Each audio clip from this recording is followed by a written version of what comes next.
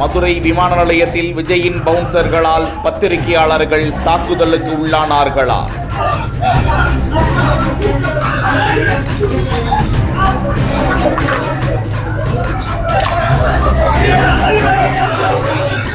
பவுன்சர்களை சுற்றி வளைத்துக் கொண்டு சட்டையை பிடித்து இழுத்து பட்டனை பீய்த்து வாக்குவாதத்தில் ஈடுபட்ட பத்திரிகையாளர்கள்.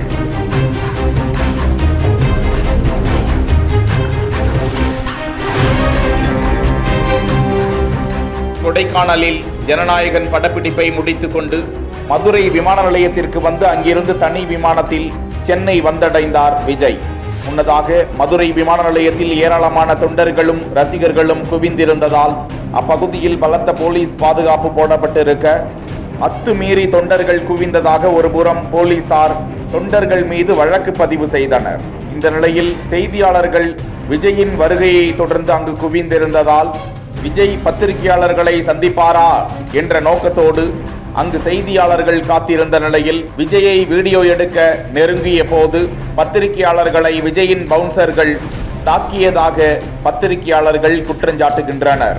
தொடர்ந்து சில பவுன்சர்களை சுற்றி வளைத்து கொண்ட செய்தியாளர்கள் எப்படி மேலே கை வைக்கலாம் என கேட்டு பவுன்சர்களின் சட்டையை பிடித்து இழுத்து வாக்குவாதத்தில் ஈடுபட்டதால் அங்கு பரபரப்பு நிலவிய காட்சியை தான் பார்த்து கொண்டிருக்கிறோம். போலீசார் இரு தரப்பினரையும் சமாதானம் செய்து அனுப்பி வைத்தனர்.